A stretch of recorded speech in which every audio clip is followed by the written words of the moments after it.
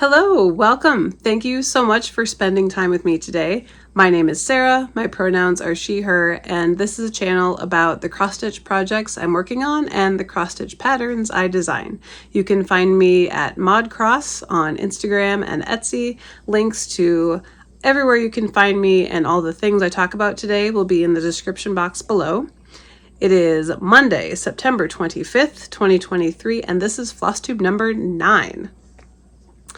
Thank you so much again for joining me. If you are new here, welcome. Thank you for coming to see what I have to talk about. If you're returning, bless you.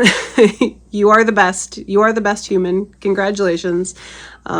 Just thank you. I got so many nice comments on my last video, and it's just such a boost, especially this time of year for me.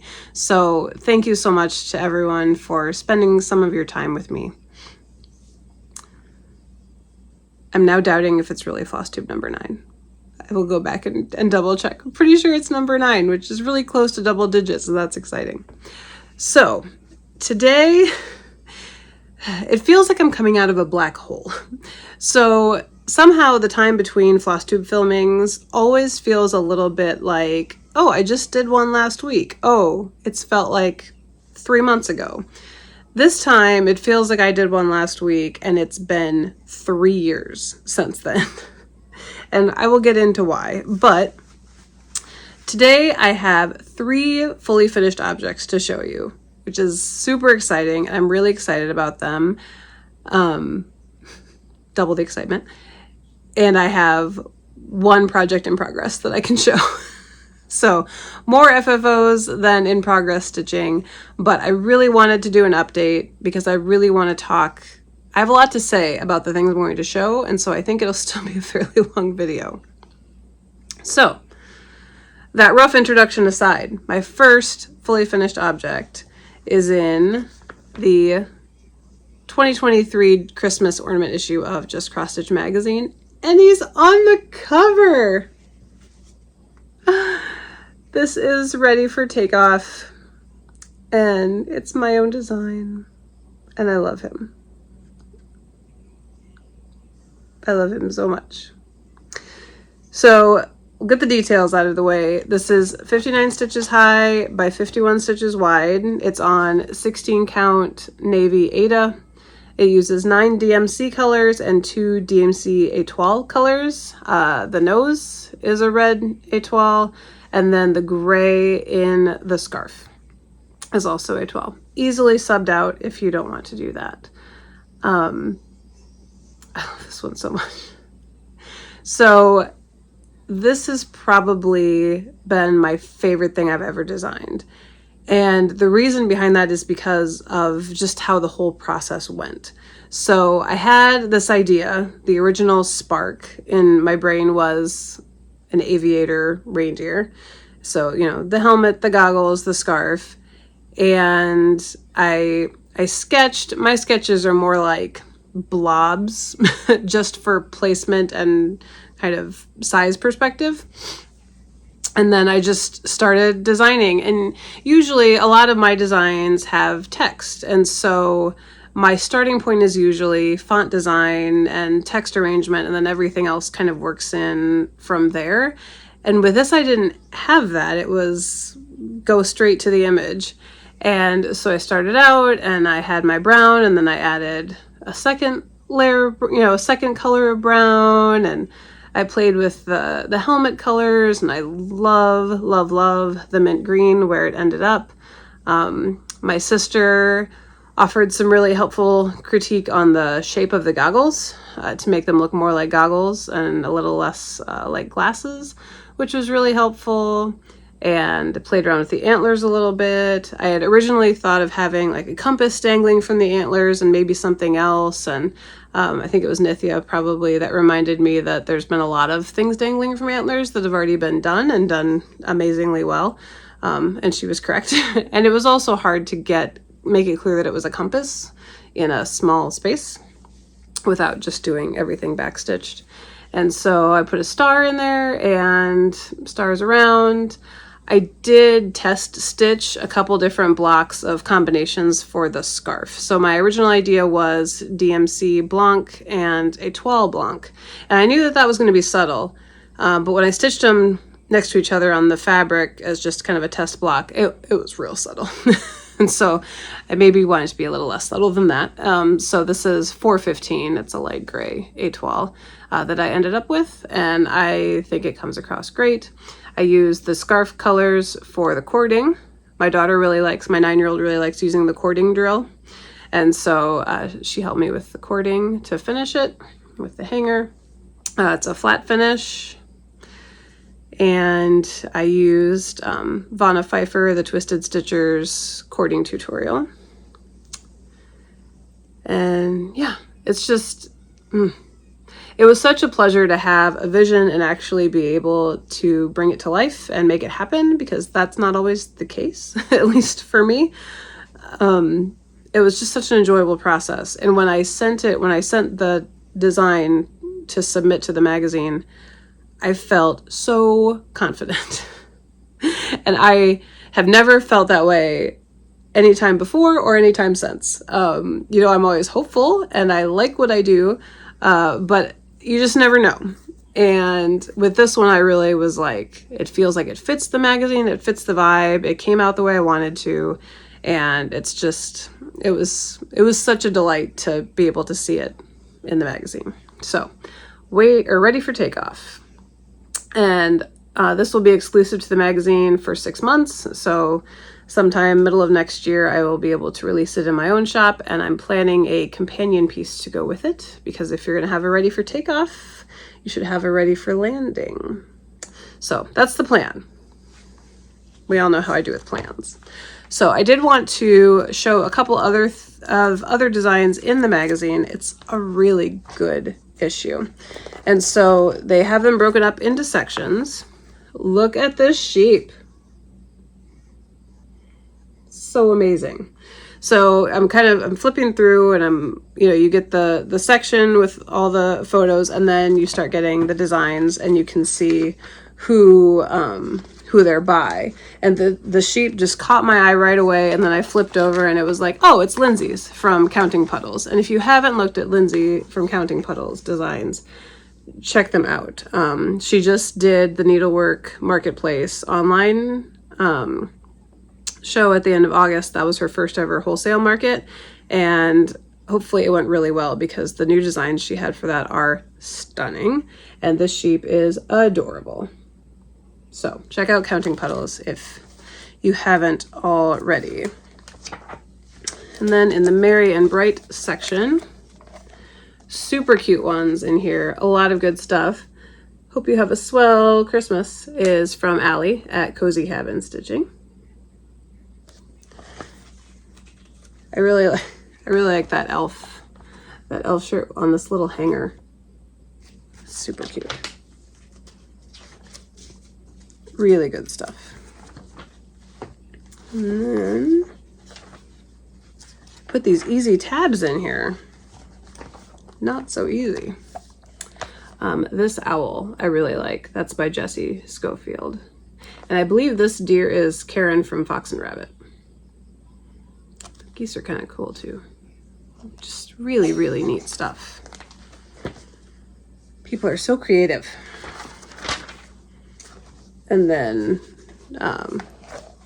my Rudolph can be found in the Child at Heart section, appropriately. And I get to share a page with Abby of Top Knot Stitcher Shop. Right. So really fun issue. It's always nice. I've finished, let's see. I started stitching this model last Christmas Eve, and I finished it on my daughter's birthday in January and sent it off, and I hadn't seen it since. And so it's always just the best day when the mail comes and you've got the print issue in your hands and you got your model back, and it's just such a good feeling. So that is ready for takeoff, available now. And that leads me to the black hole that I've been in.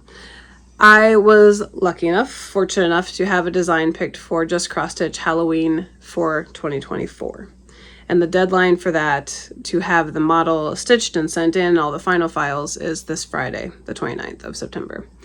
And it's a larger piece. It's not an ornament, it's a larger one. So it's the first time I've done a non-ornament for them. And some of the portions of stitching are very dense and it took a lot of time. I started it right away. Usually have about 2 months to stitch a model, and it's between farm and back to school and septic system problems and milking twice as many cows as we planned on and a lot going on. It took almost all the stitching time that I had, but I finished my model. It's going to the post office this afternoon, and it's just a big relief. So unfortunately, you'll have to wait until next July to see it. Fortunately for me, it's done. And because I was getting out all of my finishing stuff, I hate turning on my iron. I hate ironing. It's my least favorite part of the entire process. So if I'm going to do it for one piece, then I might as well do it for whatever I have that's done and can be finished. So when I was thinking about fall plans and things that I wanted to stitch this fall, I'd always had in my head, well, I was going to do this series. Why didn't I stitch that last fall? And then I remembered it was because I got distracted by 2 amazing pieces that I'd never fully finished. So I said, well, since I'm going to finish a model, I will get those 2 fall pieces out and I will fully finish them so I can show them and have some sort of content for Flosstube. So usually when I start stitching a project, I have a finish in mind. I like to begin with the end somewhat figured out, have kind of a vision for things moving forward. And I didn't have that for either of these fall pieces from last year, and I think that's why I didn't fully finish them at the time. But now I have. So my next FFO, I guess, the first of the fall finishes, is Waiting for the Harvest by Blackbird Designs. Ta-da! I love how this came out. So this is in the Winds of Autumn book from Blackbird. It's a great book. This is my first and only book that I have so far, but there's so many good fall designs in here. And we're going to do more flip throughs because, like I said, I only have four stitching things to show. This is Spell of the Moon. Tons of people have stitched this. I'm starting to see it come up more on Instagram as well as people are working on it for fall. I believe it was Abby Bella Stitch that stitched the moon in kind of one stitch at a time in a circular kind of spiral pattern rather than back and forth with a variegated floss, and it's amazing. When I stitch this, I think I'm going to put it on Fox and Rabbit Tibucina, which is a dark purple fabric. I think that's how I'm going to stitch this one. It would also look good on Fibronoim Heather, which is a light purple, which is another good Halloween color. And then this is October 31st, which I also really like. That one's pretty. There's some drums. This is Bittersweet September. That's really pretty. The colors in that are gorgeous. So just it's very Blackbird. Autumn Sound. I think I just finished this on Instagram this morning as a kind of a hexagon shape, which is really interesting. If maybe they had to leave off some of the branches for that.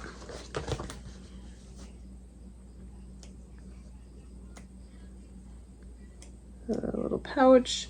Even the berry, the first Winds of Autumn berry, is really cool. I've never done a berry, but I have a couple on my to-do list. That big bird is just really, really cool. So this was the original Waiting for the Harvest. Just a classic dark overdyed on tan fabric. And then the big sampler is the Mighty Oaks sampler, which I know a lot of people are also getting back out this time of year. It says Mighty Oaks from Little Acorns Grow. I think I might even stitch this one someday, she says, ever optimistically. But it's a really good book. Really, really good Blackbird book. So I knew I wanted to invert the colors. I love a white pumpkin. I think I've said it every episode, and now that it's pumpkin season, you'll probably hear it plenty more times. Love a white pumpkin. So this is DMC Ecru on 36 count peppercorn linen from Color and Cotton. Beautiful dark fabric. And I did my daughter's initials, I and A, which also happens to go together to be Iowa, where I live. We did not name them that way intentionally. It just happened. So I did, it bothered me at the time when I was stitching that it's not centered and even. This pumpkin goes a lot farther.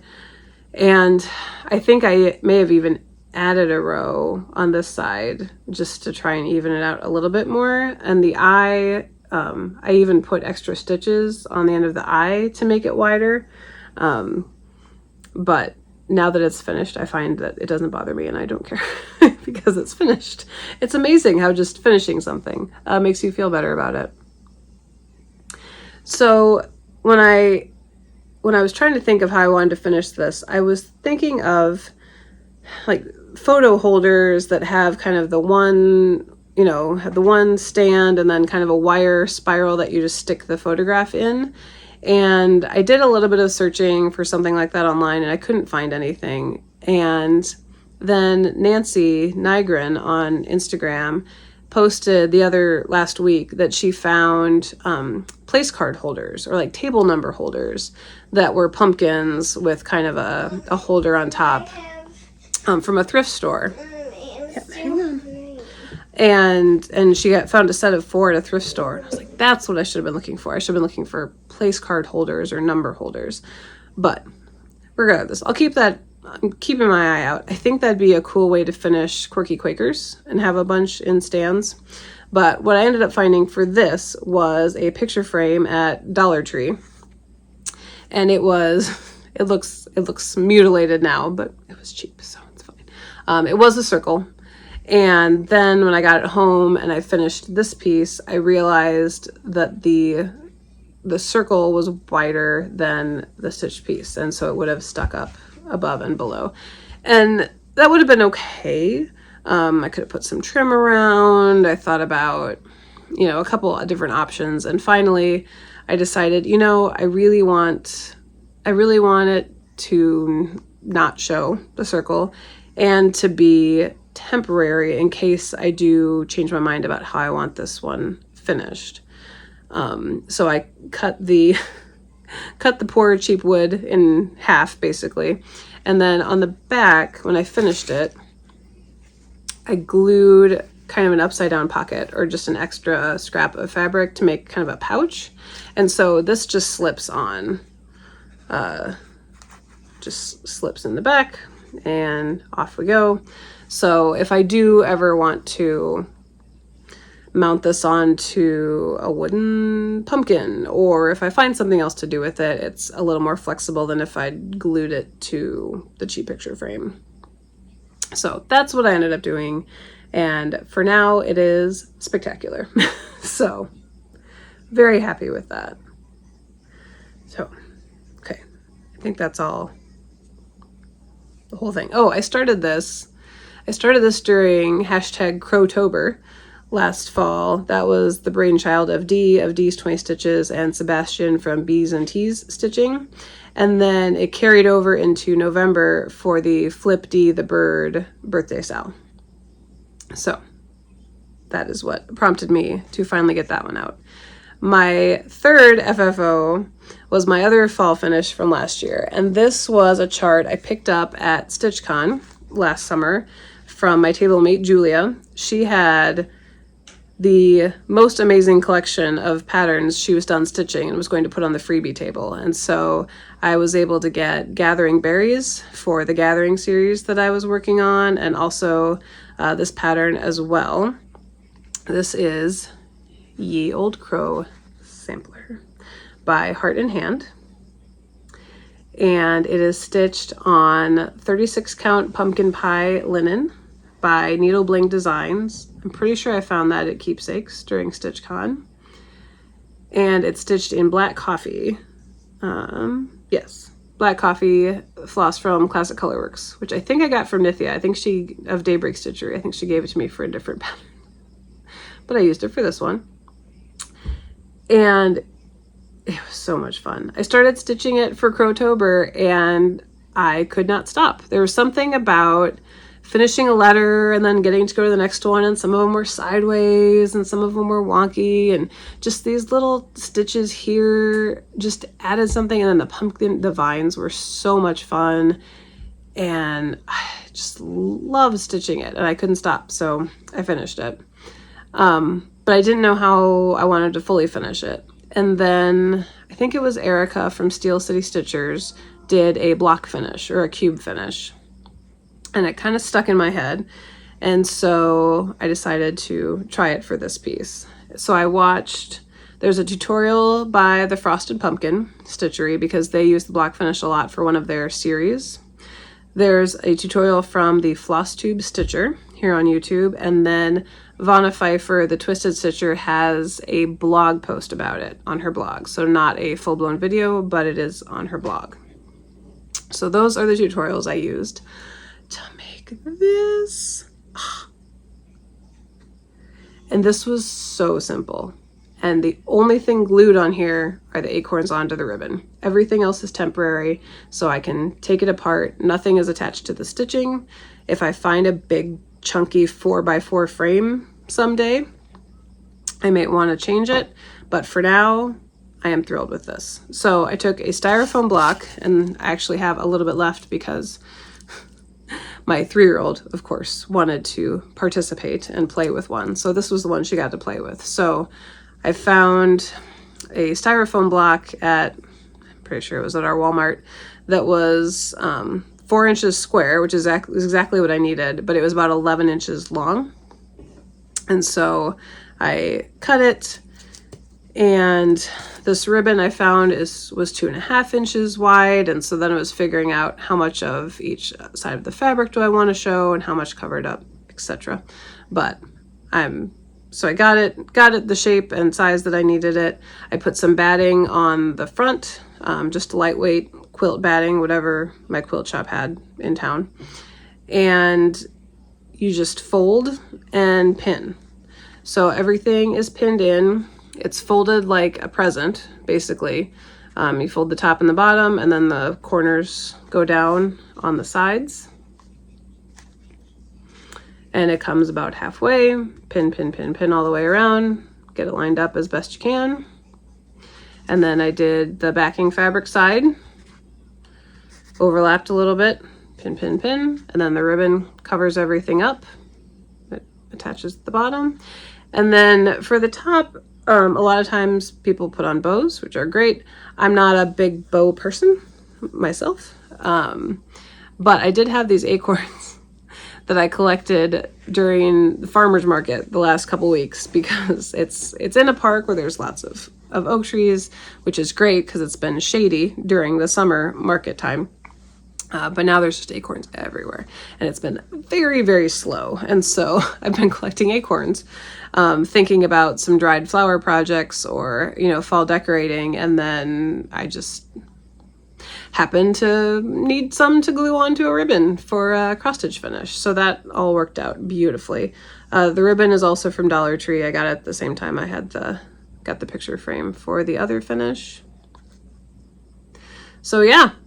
If I ever change my mind, it all comes apart. Just take the pins out. But for now, I am so happy to be able to display this. I know one of the reasons I didn't fully finish it last year is because it's not technically all the way done. There are spaces for 3 really small black buttons, and I thought I was going to add them, and I thought I'd found some tiny buttons from my mother-in-law's button stash. And so when I got this out and ironed it and managed to find the buttons that I'd picked out, which is a miracle in and of itself, but they were not small enough, and there were only 2 of them. And so I didn't want to wait any longer, and I think it's fine without. I thought about putting in French knots, but that thought didn't last very long because I'm not great at French knots. So the pattern does call for buttons, which I did not have and did not end up adding. But if I wanted to someday, I could easily take it apart and add that. So, ye old crow.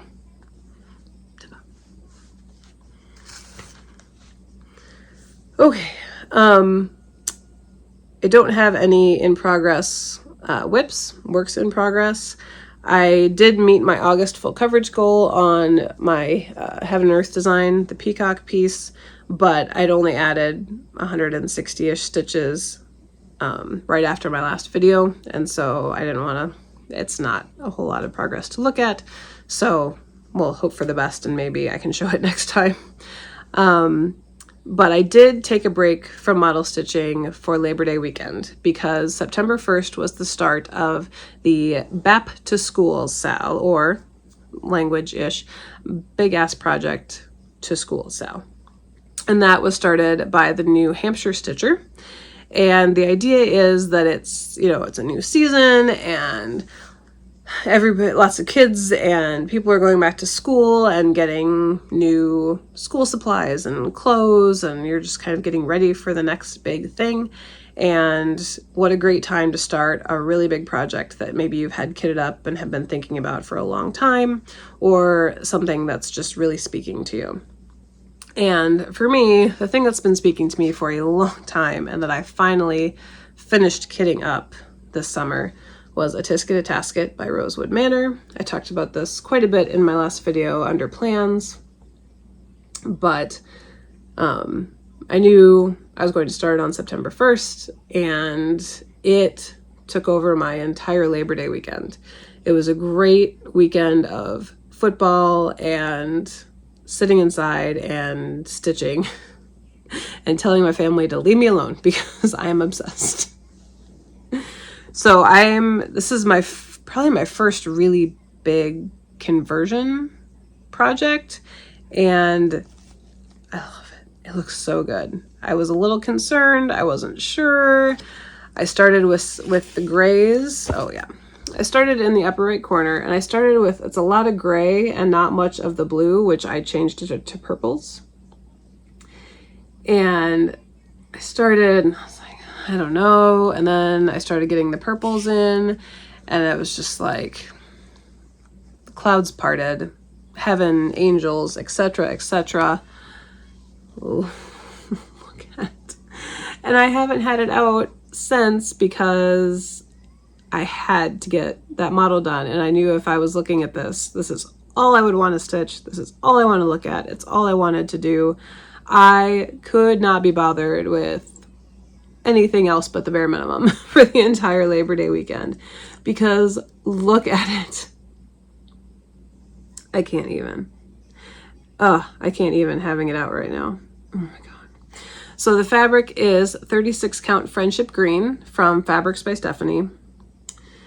And oh, I'm so happy with it. It makes me so happy. It's also a pretty big relief, but mostly happy, mostly just ecstatic.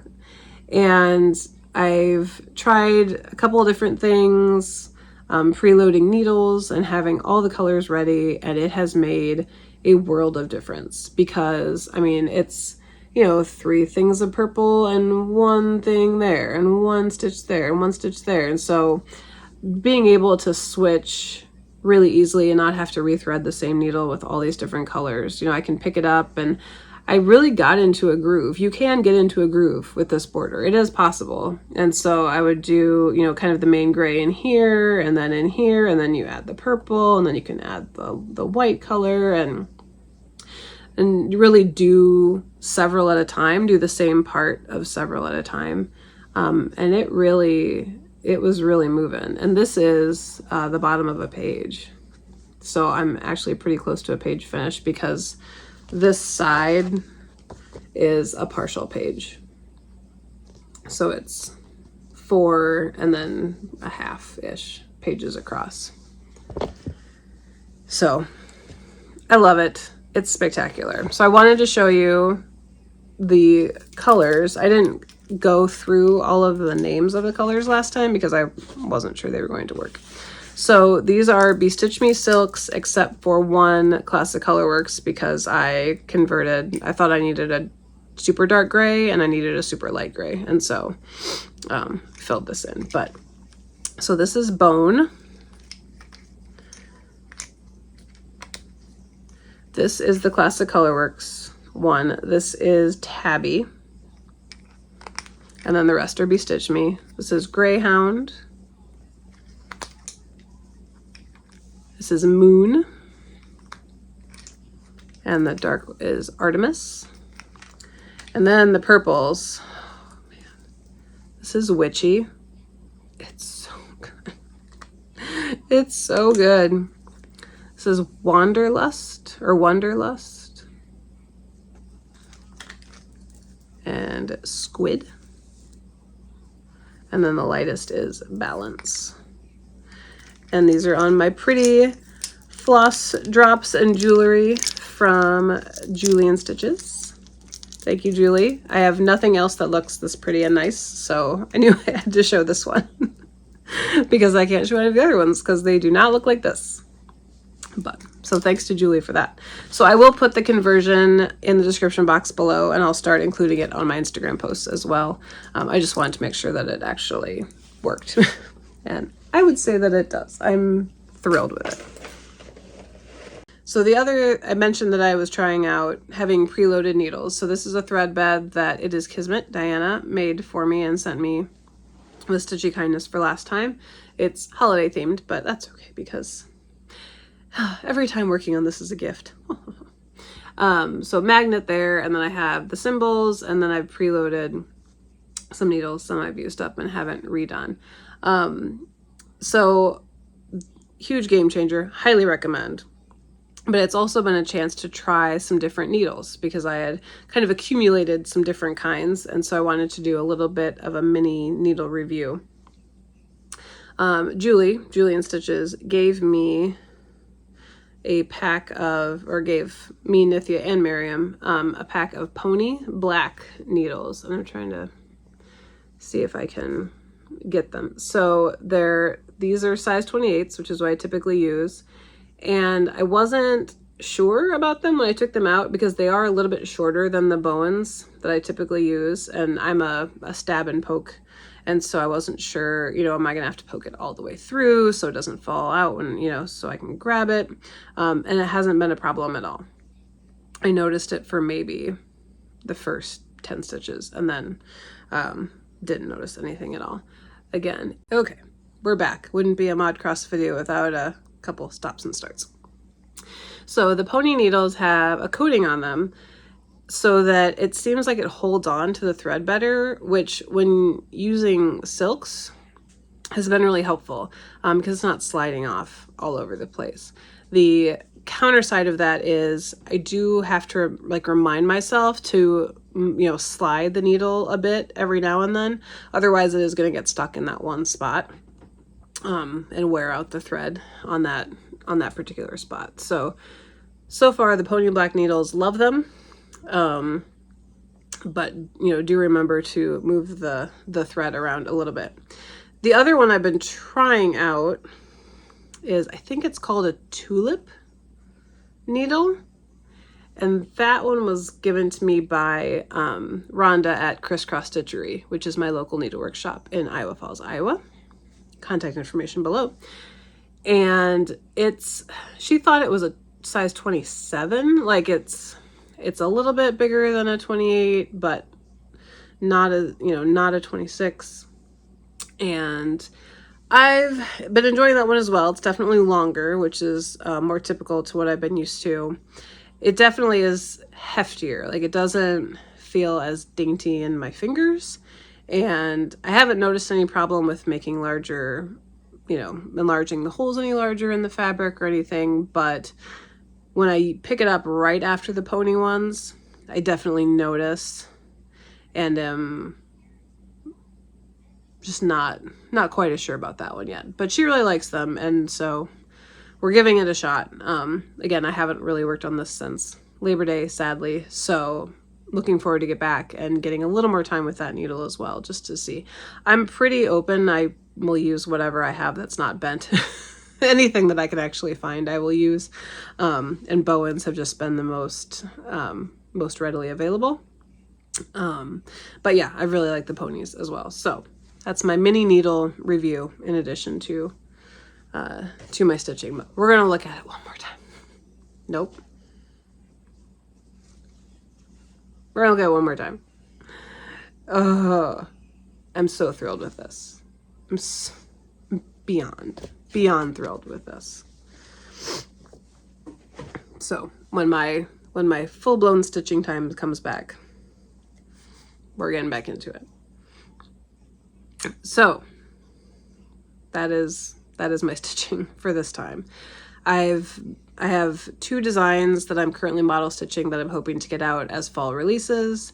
They're both pretty small. I just need to decide on some little details left on them and finish stitching them. So that will probably be, hopefully my next video in the not too distant future will be presenting those. I also have an idea for my next freebie release that goes out to my newsletter subscribers. Link in the description box. So keep an eye open for that, but that is what I will be stitching for the foreseeable future, and then I'm going to reward myself with something that you'll see here in a second. Investments, I have purchased a few patterns because we always need some more. Miriam at MarroomyDesigns has done it again. This is the black belt sampler, and it says, I have a black belt in partial arts. And that was inspired by Denise at Black Ribbon Stitch Studio. If you don't watch her, run, don't walk. And it's, I am a procrastinator from birth. I am a lifetime procrastinator, and this is perfection. The colors, everything about it. I want to stitch it and have my mom make it into a project bag for me. Hey mom, someday I'll need you to make this into a project bag for me. I love it. I love everything about it. So I had to get that as soon as she released it, of course. And then Kelly at Cosford Rise Stitchery was having a sale on her fall patterns. And I've had my eye on her stuff for quite a while, but I hadn't pulled the trigger yet, and it was an autumn sale, and as I said, I love a white pumpkin, and look at that. So I saw her post on Instagram yesterday. It was the last day of the sale, sorry. And I just had to. So this is the Spooky Hollow collection. So the purchase and download comes with all 6 of these patterns, and they're all adorable. There's these little houses there, and the gourd house I really like too. These pumpkins would look great with any collection of variegated floss. The ghost line is really cute. But yeah, the white pumpkin house really did me in with that roof. I mean, look, those colors, the teal. And I'm pretty sure I have a fabric in my stash that's a very similar color. So, I couldn't resist. the sale. So the series of hers that I had my eye on and have been thinking about for a long time was her monthly basket series. So she has all 12 are out, all 12 are available. And there was an Etsy listing for the fall ones, so September, October, November, that was also part of the fall sale. And so I went ahead, and these are the first 3 I purchased, but I will be getting the rest of the months eventually. So this is the September basket. Really pretty. Look at the little grasshopper, which they are definitely a sign of September around here. So many grasshoppers. And then the October basket. I love the colors in this one. I love the basket design on this one. All the basket designs are different even. And they all appear to be the same size, which is so satisfying to my brain. You know, now having designed things, I understand how hard it is, especially when you're doing like 12 different designs to make sure that they are all the same size and they all fit and they're all different. It's so difficult, but it's so satisfying when they're all the same size. And this is November basket. The little mushroom, really pretty white basket. I love those flowers. So really excited for these. I have a finished idea in mind, which, as we've found out, really helps actually get things finished. So those were my stitching investments in the last month. My plans, I've hinted this a couple times. I planned last fall to stitch the Autumn Royalty Trio from Lindy Stitches. It's the Lord of Gourds, the Count of Candy, and the Prince of Pies. I mean, can you even? They are so cute. And I love gourds, I love candy, and I love pies. So you can't lose. So I kitted this whole thing up last summer while I was on the StitchCon trip with Nithya. And then I just got distracted. So I've converted some of the overdyed. I'd gone through the design and I'd seen, you know, what floss is used for which and which areas really do need some, you know, benefit from some overdyed and variegation, and which will the DMC be fine. And I've got my conversion that I did. I've apparently been hanging on. I have all the DMCs in there. I've got some Diamant Gold for the crowns. Like, I was set. I didn't even realize I had all those in there until I pulled this out this morning. So I found this fabric. This is Mocha from Color and Cotton. It's 36 count linen. Very similar, I think, to the model fabric. She used Picture This Plus Shale. And this is Color and Cotton Mocha. So very similar. And I'm just excited for these. They are 67 by 68, 65 by 68, 67 by 67. So totally doable. And I'm especially excited about it because I have a finishing piece already. So in our area, and I assume in other areas in the country or around the world, we have something called the Central Iowa Junk Jaunt. And that's a map of about 30 different shops, small town gift shops, antique stores, a couple kind of junk, like picker type places, but not very many. There's not really a lot of junk in the junk jaunt, but it's just a chance to drive around and see all these little shops and do a little bit of antiquing, a little bit of thrifting. And I always have my eye out for frames and finishing pieces. So last fall, there's one in the late spring, early summer, and one in the early fall. Actually, the next one is this coming weekend, and I'm really hoping my mother-in-law and I can at least go to a couple of the stops on Friday. But last year, I found this ladder. It's a little guy, a little display ladder. And even at the smallest point, it's wide enough that a finished piece will fit. And so if I hang the 3 of them from the ladder, that's my finishing plan. So I'm excited to have this all ready to go for an autumn finish. So we'll see how that goes.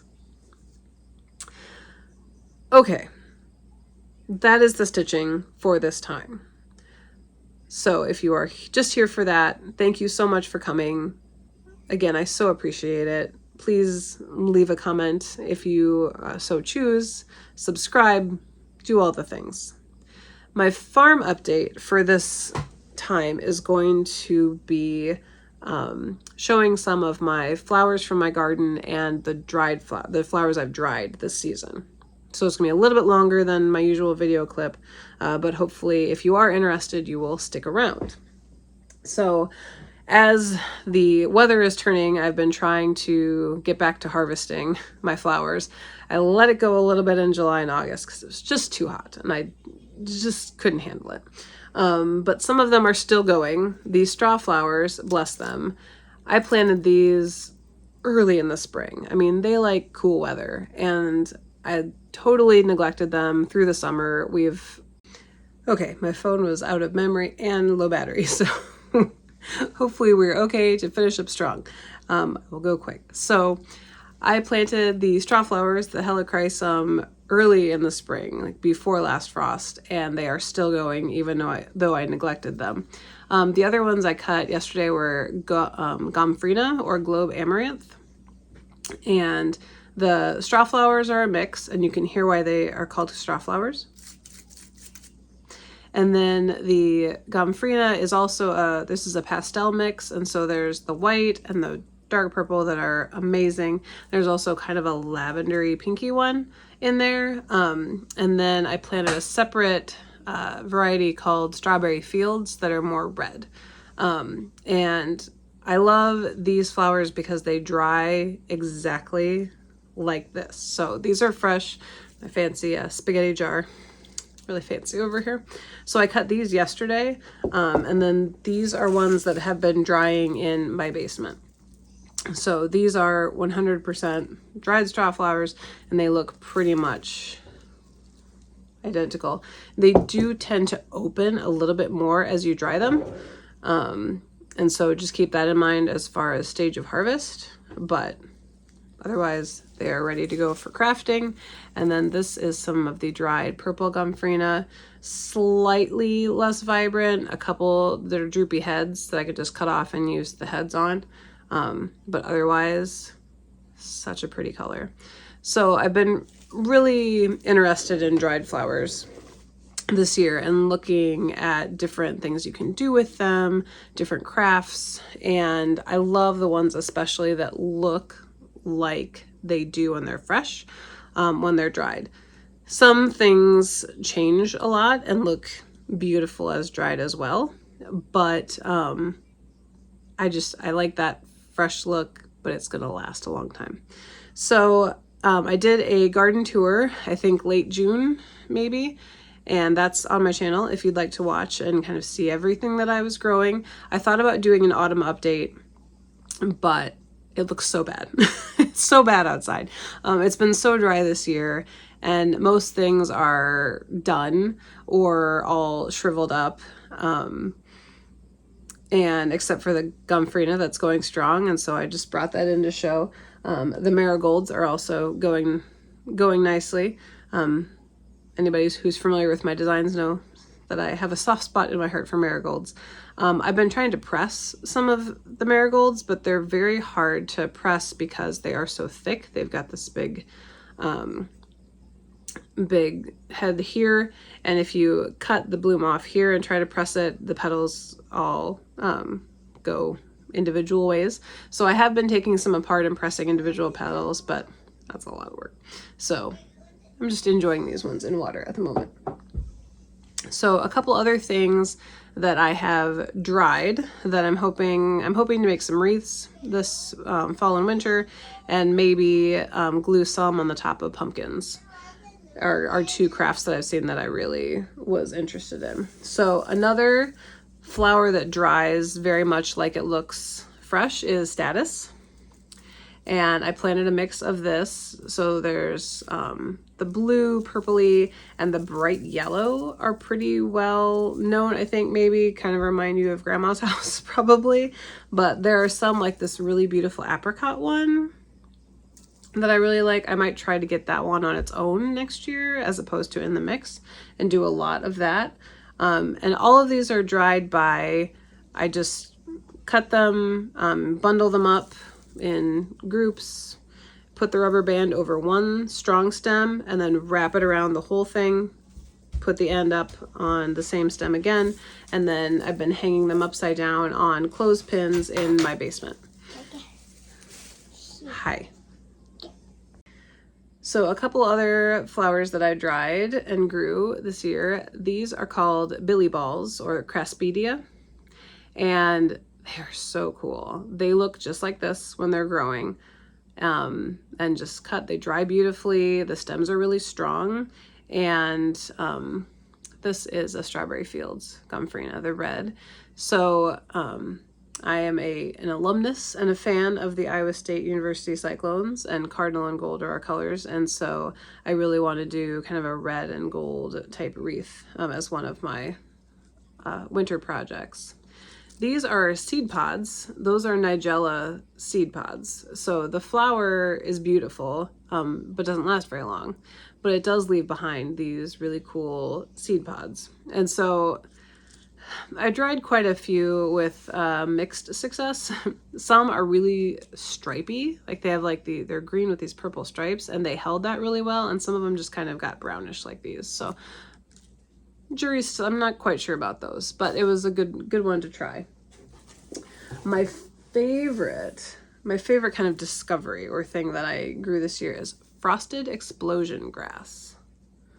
And it's so cool. This is basically what it looks like while it's growing as well. It's just like these little poofs off of the plant, and they dry beautifully, and they just offer that movement and that texture. It's just really cool, and it doesn't seem to be dropping seed heads all over the place. That's something I was kind of worried about with it, but it's great. It's another one that I kind of let go, and so I haven't harvested much past maybe beginning of August. So I think I could have gotten a lot more, but there's always next year. Seasonal stitching, sports, and gardening. There's always next year. This is a weed that we have growing in our ditches, and I'm pretty sure it's a reed canary grass or something similar. And it was so beautiful one day. I had to stop and just start cutting things. Low battery again. I promise, phone, I'm almost done. Just hang in there. So this I think will be really cool on wreaths, and it's nice and long, and the stems stay strong, which is good. And then the last thing I have is amaranth. So this is Hopi, H-O-P-I, red dye amaranth. I know it's used in a lot of dyeing. Could probably, if I got really motivated, try to dye some fabric with it maybe next year. But this group I dried. It doesn't seem to be shedding too much, so I think I cut it at about the right stage, and it has dried really well. And I just love the color, the vibrant color. There's some really pretty dried things that are very kind of beige and, you know, dried colors, and I think that looks good in the right setting. But I mean, like, this is my jam. Give me the bright colors in the middle of winter, please. So that is my farm update. That will be my kind of garden wrap up fall segment, unless something else comes along. But I know some of you have been following along on my Instagram with the flower pictures and the garden updates, and so I really appreciate your interest, and I will show you when I create something with these. But otherwise, you know, it's something that's really fun to try. I've tried drying marigolds. They didn't turn out great. A couple other things that just didn't work out, but you know, it's worth a shot. Try and see how you can preserve your flowers to enjoy even longer. So that is my farm update. The only thing left is up next segment, just a suggestion from me to you of someone else that you might want to check out in the Flosstube community if you haven't already. And this time I want to tell you about, I'm gonna get it right, Cross Country Cross Stitch. And this is two cousins, Neil and Alex. And Neil is, I believe, in Colorado, and Alex is in North Carolina. And so they video chat, and they're, you know, that family dynamic, and they both stitch, and some things they stitch together, and then they have other things that are very distinct. So you get kind of a two for the price of one, which is really neat. And you get to see a lot of different type of projects and stitching.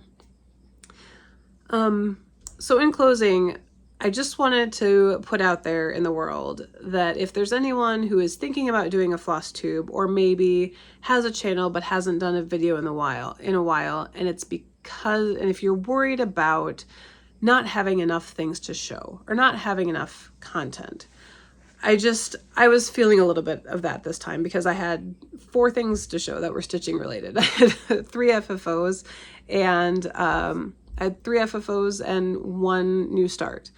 I seem to have been able to talk for plenty of time about those. But I think, yes, we love to see beautiful stitching. Yes, we love to be enabled for our own stitching and our own stash investment. But it's checking in with the people. It's getting that personal update from someone and spending that time listening and leaving a comment and interacting. And so even if you don't think that you have a lot to show, or if you're a monogamous stitcher and you're only working on one project, but you kind of want to join the community by putting out a video, I would encourage you to do it, because we're here for the people just as much, if not more than the stitching. And or if you don't, you know, spend a lot on haul, don't have a haul segment. Or do like a stash dive and say, well, you know, let's look at my fabric today. Or let's go find some stitching in the wild. Let's go to the thrift store and, you know, see what I can find. There's a lot of content options, even if you're not getting a lot of stitching done yourself. And I know I've been feeling that really hard in this season between farm and life and young kids going back to school. And so I just want to encourage people that it's not about the number of whips that you have to show. It's about connecting with other stitchers and individuals and being part of the community. So it's just been on my mind, and I wanted to mention that at the end. Thank you so much to everyone who has stuck with me this long, who's trying out the channel for the first time. I'm sure some of you have come over here from Just Keep Stitching, from Pam and Steph. Thank you so much to them and everything they do for the community. I would appreciate it if you would comment, like, subscribe, do all the things. But just thank you. Just overall thank you. Thank you for being here when I put out a video. Thank you for your continued interest in all of the things that I have going on. And this is the best place. This is the best community. It just is. So